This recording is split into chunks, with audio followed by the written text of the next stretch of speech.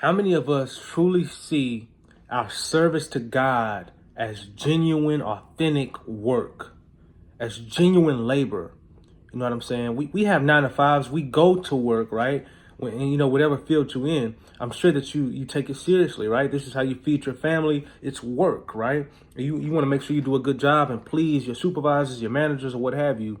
But how many of us look at our service to God as work, as labor?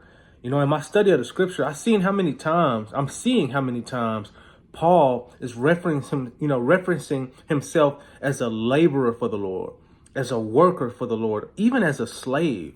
In 1 Corinthians 15:58, check this out. He says, let nothing move you. Always give yourselves fully to the work of the Lord, because you know that your labor in the Lord is not in vain.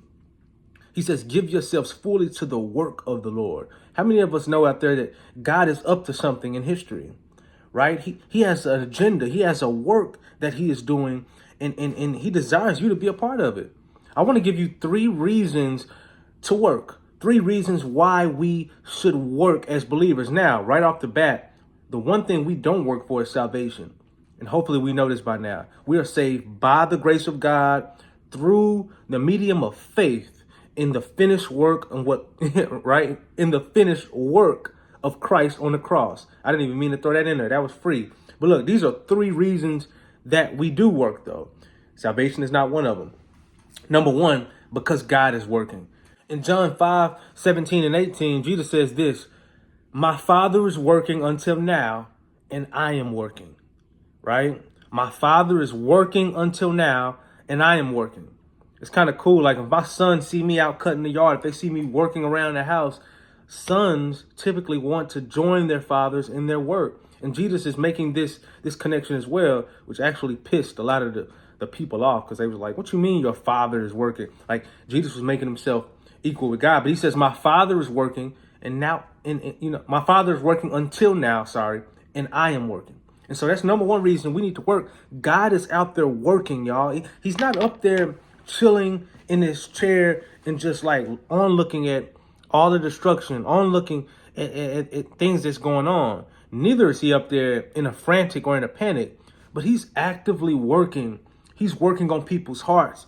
He's working, opening people's eyes to his son. He's working, shining lights on the darkness in our world. And because he's up to something, you and I should be up to something as well. Number 2, reasons why we should work. Guess what? It's the flip side. It's because Satan is working. In John 8:44, Jesus says this, you are of your father, the devil, and your will is to do your father's desires. Remember, we just talked about how a child usually wants to do the will of their father. They want to do what their father is doing. And he says this is true for Satan's children as well, right? You are of your father, the devil. And obviously he's not talking to believers. He's talking to unbelievers. He's talking to the wicked. And he says, in your will, your desire is to do your father's desires.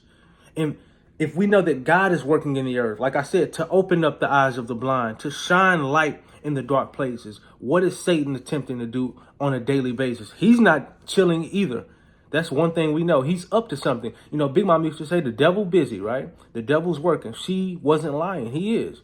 And he has followers. He has disciples as well who are committed to doing his will. He wants to put the blindfold over people's eyes. He's working to put more darkness out into our communities, into our homes, into our lives. He's working that people don't see the liberating Christ in all that Jesus is, and that he is liberty personified. He's working, y'all, that people remain in the dark. And so by virtue of that, we have an adversary who's going this way, we're going this way. And so that's the reason we're working, because we're at war, right? How many times does the Bible liken believers to soldiers? Fight the good fight of faith, right? We're fighting. This is a war. Are you involved in it, or are you just chilling like like nothing going on? Reason number 3, and my last reason, our work for the Lord, or lack of, is going to be judged. It's going to be judged. And so knowing and understanding that we're going to give account for our work, right? Let's go back to school. When we were in school and we understood we had a big test, we had a big exam coming up, and at a future date, and that the teacher was gonna to grade us, that should have sparked something in us. Like, man, I have to do my best. I have to, because I understand that this work is going to be judged. It's going to be thoroughly looked over. I remember taking my SATs for the first time and just knowing that, man, this test, it weighs so much on my future endeavors. And so I did my very best. I didn't just poo-poo on it like it was, some average, exam. Understanding that you and I will be judged, understanding that we're going to have a God who weighs our works in the balance, and not just our works, but our motives as well. That should motivate us to work and do a good job so we can hear, well done, my good and faithful servant. We don't work for our salvation. Our salvation, that's been handled on the cross of Christ.